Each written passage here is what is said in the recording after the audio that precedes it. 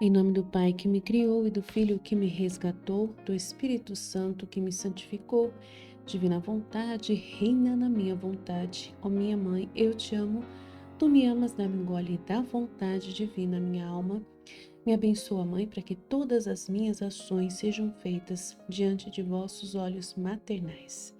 Vinde, ó Espírito Santo, vinde por meio da poderosa intercessão do Imaculado Coração de Maria, vossa amadíssima esposa e nossa mãe. Amém.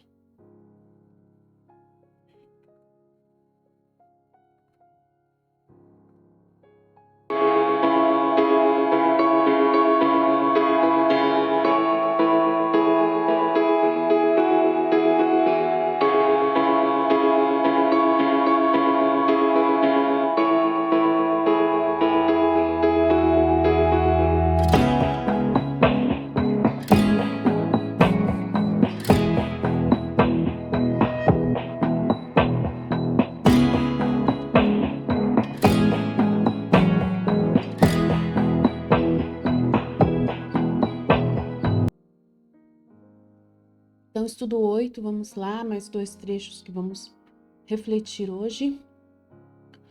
E um é do 3,93. Diferença é quase igual ao outro anterior, né? É a diferença entre viver para Deus e viver em Deus. Aí você fala, nossa, mas não é o mesmo trecho? Não é, acreditem, não é. Pelo menos é o que eu entendi, né? Só se eu tô perdida aqui. Mas é outro, é mais explicação, tem mais explicação aqui nesse. É parecido, bem parecido mesmo, mas não é o mesmo, tá? 3,93, 10 de julho de 1900. Diferença entre viver para Deus e viver em Deus. Encontrando-me na mesma confusão, como um relâmpago se fez ver e me fez entender que não tinha escrito tudo o que ele me tinha dito ontem. Isto é, que a alma não só deve viver para Deus, mas em Deus. Tá vendo? Encontrando-me na mesma confusão, como relâmpago se fez ver e me fez entender que eu não tinha escrito tudo o que ele me tinha dito ontem, porque no dia anterior ela escreveu alguma coisa, mas foi pouco. Que a alma não só deve viver para Deus, mas em Deus. Então ela está recapitulando a conversa. Então o bendito Jesus me repetiu a diferença que há entre o viver para Deus e o viver em Deus, dizendo-me: no viver para Deus, a alma pode estar sujeita a perturbações, às amarguras, a ser inconstante, a sentir o peso das paixões, a misturar-se nas coisas terrenas. Mas no viver em Deus, não. Tudo é diferente. Porque a coisa principal para fazer que uma pessoa possa entrar e habitar em outra pessoa é deixar tudo que é seu. Isto é, despojar-se de tudo, deixar as próprias paixões, em uma palavra, deixar tudo para encontrar tudo em Deus. Agora, quando a alma não só se despojou, mas se reduziu muito bem, então poderá entrar pela porta estreita do meu coração e viver em mim, à minha maneira e da minha própria vida. Porque se bem que o meu coração seja grandíssimo, tanto que não há fim aos seus confins, mas a porta é estreita, e só pode entrar quem está despojado de tudo. E isto com razão, porque sendo eu santíssimo, jamais admitiria a viver em mim alguém que fosse estranho à minha santidade. Por isso, minha filha, procura viver em mim e possuirás o paraíso antecipado. Então, aqui ele vem explicar um pouquinho mais sobre o que é viver em Deus ou para Deus, né? Aí ela fala: quem pode dizer quanto eu compreendia sobre este viver em Deus, mas depois desapareceu e fiquei no mesmo estado? Então, eu falei que a pessoa que vive para Deus, ela ainda está na terra. Ela está separada de Deus, ela ainda sente o peso das suas próprias paixões, né? Dos seus desejos, dos seus gostos, ela ainda é inconstante, ela ainda se amarga com as coisas, porque ela está fora de Deus. Deus está numa direção, está no lugar e ela está longe de Deus. Ela não se vê dentro de Deus, ela se vê adorando a Deus de fora, amando a Deus de fora. E por estar longe de Deus, separada de Deus, ela é uma pessoa pequena, sujeita a todo tipo de misérias. E aí ela pode ficar perturbada com algum defeito seu, amargurada por alguma situação de desconforto, de tribulação. Ela pode ser inconstante, estar preocupada em outras coisas, distraída e não fazer o que é para fazer para Deus, né? Pode fazer depois, não fazer na hora. Ela pode deixar para amanhã, empurrar com a barriga, né? E sentir os pesos das suas paixões, que é afetos, né? Que ela tem, né? Preocupações. E misturar-se com as coisas da terra, né? Coisas que qualquer barulho da terra, qualquer situação que aconteça ao redor dela, ela já não consegue estar, né? Constante ali, estar equilibrada, estar calma, serena, para fazer as suas adorações, suas orações, para dar a sua vida a Deus. Mas no viver em Deus não acontece isso, porque a coisa principal para fazer é que uma pessoa, para habitar em outra pessoa, ela deixa tudo que é seu. Ela abandona, se esvazia de tudo essas coisas, paixões, né, perturbações humanas, coisas terrenas, ela se retira desse mundo e está em Deus, concentrada em Deus, nas coisas de Deus, né, na ação de Deus, na visão de quem é Deus. Ela fica totalmente subtraída de si e abstraída em Deus, né? Absorvida nas coisas de Deus. E ela vai conhecendo ali a grandeza de Deus, a santidade de Deus, a pureza de Deus, né? A imutabilidade de Deus, e ela se torna tudo isso que Deus é. Então ela fica concentrada no que Deus é e não no que ela é. Então ela some, né? Ela se desfaz para poder só ficar envolvida no pensamento divino.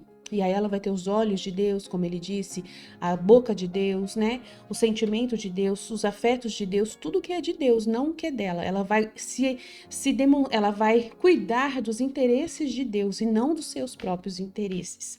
Então ela deixa tudo que é seu, despoja-se de tudo, deixa essas paixões. É difícil falar que para você que é fácil, não é. Mas é o chamado da divina vontade, tá bom? Quem quiser viver plenamente na divina vontade, não só conhecer, mas realmente viver, né? Porque tem gente que pode só conhecer, mas não conseguir viver, né, plenamente da divina vontade. Então, quem quiser viver da divina vontade precisa deixar tudo que é ser humano e entrar no divino. Então, deixar tudo para encontrar tudo em Deus. As respostas da sua própria vida você encontra em Deus. Deus é a resposta para qualquer situação que está acontecendo na sua casa, na sua família, né, na sua vida, no seu trabalho. Deus é a resposta. Está acontecendo uma confusão no seu trabalho, uma confusão geral. E Deus é a resposta. Então você vai entrar em Deus e vai conversar com Deus. Ele vai explicar para você o para quê de tudo que está sendo permitido no seu emprego. O motivo que aconteceu, para que aconteceu, e você vai ver, então a única coisa que eu posso fazer é me acalmar, ficar contigo aqui, né? E no seu pensamento, ó Deus, e fazer a minha parte somente. Não adianta eu ficar me debatendo, porque eu não vou poder resolver o problema no lugar do meu chefe. Eu não vou poder resolver o problema no lugar do gerente geral, lá do administrador, do CEO da empresa. Não tem como entrar lá e resolver, não tem como entrar na cabeça dos funcionários e limpar tudo e acalmá-los. Eu não tenho como resolver. Então, eu só posso fazer a minha parte e rezar, ficar contigo rezando, pedindo para que o Senhor possa abençoar as outras pessoas, iluminar as pessoas, para que elas possam encontrar a saída nessa situação. Mas eu fico em Deus, totalmente concentrada em Deus e calma, nada vai te abalar, né? Pode estar acontecendo uma tempestade do lado de fora, mas você fica totalmente absorvido em Deus, e aí Deus já disse para você o que está acontecendo, e você se acalma, né? Então você fica em Deus. Então, quando a alma não só se despojou de si, mas se reduziu muito bem, né? Porque o seu é pequeno, o seu é limitado, você não consegue saber o futuro, não consegue saber o presente, não consegue saber o para quê, não consegue entender o que está acontecendo, não consegue nada. Se você entra em Deus, ele sabe tudo. Então você vai saber de tudo como Deus sabe, aquilo que ele, né? Modo de falar, aquilo que ele dispor para você, aquilo que ele te revelar. E se ele não revelar nada, você sabe que ele está no comando mesmo assim, você já tem uma ideia de que ele está purificando as coisas, que ele está no comando, sempre é ele que está no comando. Você já conhece o livro do céu, ele diz que é ele que está sempre por trás de tudo que está acontecendo de bom ou não tão bom. Então você fica em paz esperando a resposta dele quando ele bem entender dizer para você, né? Então você deve se reduzir muito bem, não ficar amargurada, perturbada, chateada, nada, né? Então poderá entrar pela porta estreita do meu coração e viver em mim a minha maneira e da minha própria vida. Porque se bem que o meu coração seja grandíssimo, tanto que não há fim aos seus confins, mas a porta do coração de Jesus é estreita e só pode entrar quem está despojado de tudo que é seu. E isto com razão, porque eu, sendo santíssimo, jamais eu admitiria viver em mim alguém que fosse estranho à minha santidade. Por isso, minha filha, procura viver em mim e possuirás o paraíso antecipado. É verdade, é um paraíso maravilhoso e realmente só pode entrar dentro do coração de Jesus quem não tem nada de si e só tem o dele. Ele só vai aceitar o que é dele. Então, se você não se revestir dele e não se abstrair de você, né, não se desfazer de você, não consegue viver em Jesus. Ele nem permite que você entre, né? Então, é muito importante perceber isso. No outro trecho, Deus trabalha apenas sobre o nada. Eu até meditei esses dias na escola da Divina Vontade. Vamos lá, 305. 3 de agosto de 1900, encontrando-me no meu estado habitual, eu estava desejando e procurando o meu amante Jesus. Depois de haver esperado longamente, veio e me disse: Minha filha, por que me procuras fora de ti, enquanto poderias encontrar-me mais facilmente dentro de ti? Quando você quiser me encontrar, entre em você mesma, chegue até seu nada e aí, sem você, no brevíssimo giro do seu nada, você descobrirá os alicerces que pôs em você, né? O que Deus construiu de você pelo propósito dele, não por você mesmo, né? Então você vai entrar lá no giro do seu nada e vai lembrar do nada na hora que Deus te criou, né? Na hora que Deus fez você sem a sua vida ali ter começado, com o seu eu pessoal. Antes de tudo, quando ele criou você e nessa criação ele criou com o propósito de encher você dele, de você ser morada dele. Então você tem que descobrir os alicerces dessa criação, desse propósito pelo qual você foi criada e você vai a partir daí saber que Deus vai construir alguma coisa, mas se não voltar ao seu nada e construir coisas e coisas, até coisas sagradas e bonitas com Jesus, que não estão realmente dentro do propósito original. Ah, mas Jesus ele não trabalha para isso nem sempre. Às vezes Jesus ele já sabe que você está no pecado, que você está longe dele e ele vai lá trabalhando só com a justiça para te castigar de algum pecado. Ele só está lá ou então te dando um conforto para te atrair até ele. Ele está lá só não jogando um verde para colher maduro, jogando, né, sendo pescador lá, pescando você. Então, naquele momento, ele não está ainda trabalhando em você, ele está te atraindo. E nesse convite que ele faz com você, você acha que ele já está fazendo promessas e coisas maravilhosas e você já considera aquilo e não olha mais para frente, não vê que tem muito mais para encontrar, tem mais andar mais profundo, né? Para águas mais profundas, que ele diz, né? Para a gente navegar para águas mais profundas. E aí descobrir os alicerces que ele pôs em você e as construções que levantou em você o ser divino. Esforce-se e vá para lá.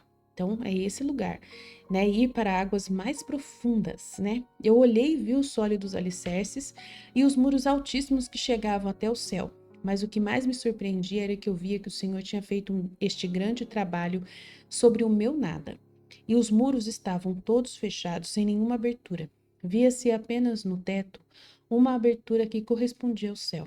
E nesta abertura residia Nosso Senhor, sobre uma coluna estável que sobressaiu dos alicerces formados sobre o nada. Agora, enquanto todo estava assombrado olhando, o bendito Jesus acrescentou: Os fundamentos formados no nada significam que a mão divina trabalha ali, onde está o nada, e jamais mistura suas obras com as obras materiais.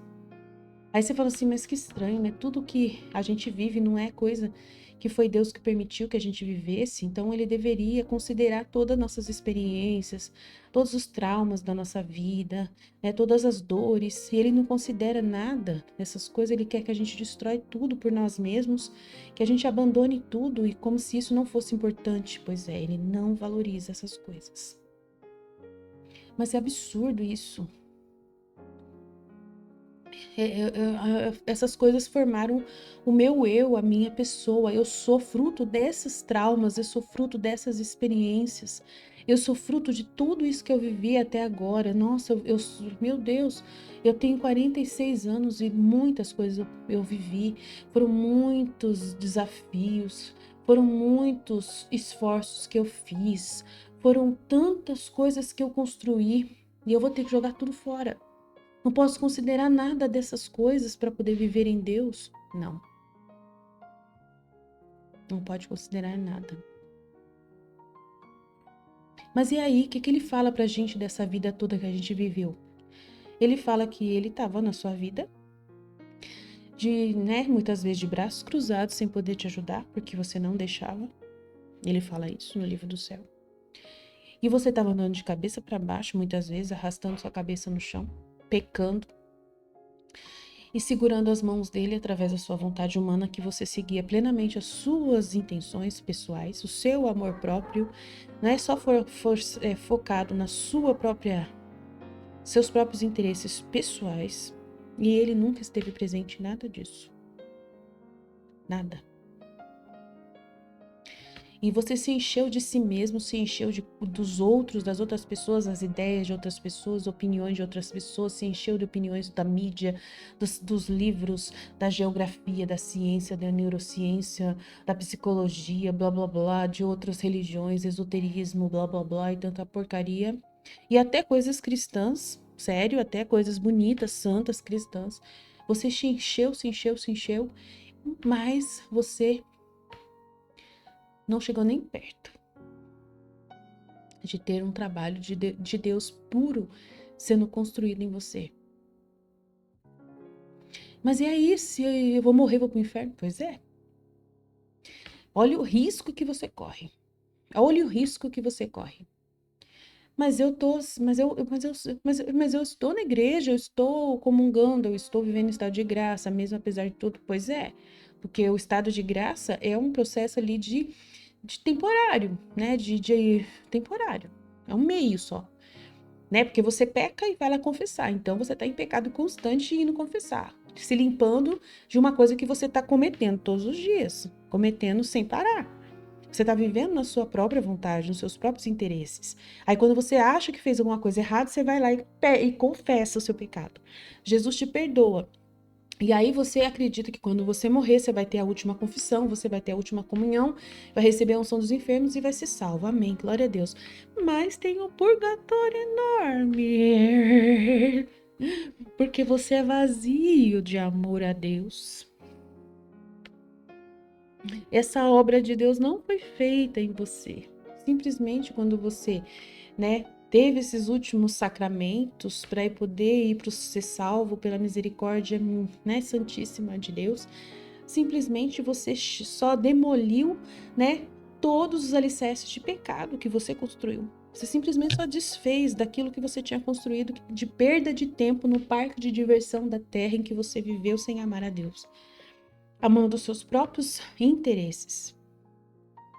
Aí, mas você se arrependeu no fim da vida. Jesus, ele te deu uma hora de verdade, ele fez você entender que você só viveu uma ilusão enquanto estava na terra, mas que bem ou mal você acreditou nele, acreditou na salvação, amém, isso te salvou. A fé te salvou pela graça. E você foi salvo pela graça. Mas cadê a santidade? Não tinha. Ser salvo não é ser santo. É ser um salvo, um bem-aventurado. E aí você vai pro purgatório e vai doer. Vai doer, vai doer, vai doer, vai doer. Entendeu?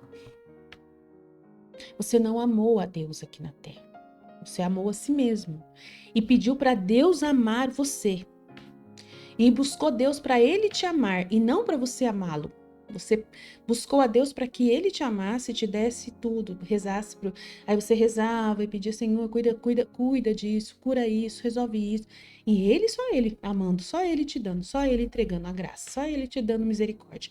Senhor, me perdoa, só Ele te perdoando. Senhor, me alimenta, me dá força, só Ele te dando a comunhão e te dando força. Só Ele trabalhando, você não trabalhando nem um pouquinho para Ele. Vai pro purgatório. E não é fácil esse purgatório. Agora, quem tivesse esvaziado em vida e deixado Deus construir esses alicerces e esses muros altíssimos até chegar ao céu, não vai para o purgatório. Vive um amor a Deus aqui na terra, amando a Deus antes de morrer, Gasta sua vida para amar a Deus e viver em Deus, nos propósitos de Deus, entregando-se a Deus, vivendo para Deus. E aí você está vivendo santidade. Aí sim, Você vai para o céu e talvez o céu direto, que é a promessa divina, da divina vontade. Céu direto, nem purgatório tem. Porque daí ele está trabalhando tudo aqui em vida, purificando você em vida. Você, né, vivendo a perfeição que ele deseja que você viva. Amém? Então, os fundamentos formados no nada significam que a mão divina trabalha ali, onde está o nada. E jamais mistura suas obras com as obras materiais. Os muros sem abertura ao redor significam que a alma não deve ter nenhuma correspondência com as coisas terrenas, tanto que não haja nenhum perigo que possa entrar, nem sequer um pouco de pó, porque tudo está bem fechado. Tá vendo? É radical. A única correspondência que esses muros dão é para o céu. Isto é, do nada ao céu e do céu ao nada. Tá vendo? Não tem convivência com a terra. Este é o significado da abertura feita no teto. A estabilidade da coluna significa que a alma está tão estável no bem, que é Deus, que não há vento contrário que a possa mover. E eu que resido sobre ela, né, sobre esta coluna, é verdade que a obra toda feita é divina. Quem pode dizer o que eu compreendia sobre isto? Mas minha mente se perde e não sabe dizer mais nada. Seja sempre bendito o Senhor e seja tudo para a sua glória e honra. Então, a única correspondência que esses muros dão é para o céu, tá vendo? O humano não significa nada. Por isso, destrói tudo o que você acha que é importante da sua vida, que você achou interessante e que Deus não está presente. Ah, Aline, mas eu fui numa viagem, eu fiz uma peregrinação, lá eu vi Jesus. Ah, nessa peregrinação eu vi Nossa Senhora, eu senti o cheiro de rosas. Aquilo não significa nada. Não significa nada se você não mudou de vida ali mesmo. Se você não começou a amar a Deus de uma forma totalmente inédita e única, se você não morreu para si mesmo seriamente, para todos os seus projetos e começou a viver para a glória de Deus, dando louvor a Deus e adoração completa todos os dias, e buscou de todo o coração entender os seus propósitos na sua vida e começou uma vida de total entrega e reparação a Deus.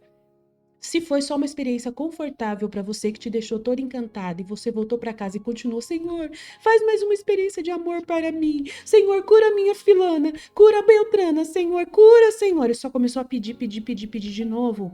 E não amou, e não entregou-se, não doou-se, não fez nada por Deus. Então não adianta. Tá? Então, deixa para lá essa experiência, por mais bonita que foi, guarda numa gaveta e começa agora, ó, criar o nada que Deus precisa imediatamente, que é você que vai fazer esse nada acontecer, desfazendo-se de tudo por sua própria vontade, voluntário, porque não é obrigado, você só vai conseguir fazer isso se você quiser, se você estiver entendendo o que eu estou dizendo. Amém? Jesus, eu confio em vós, em nome do Pai, do Filho e do Espírito Santo. Amém.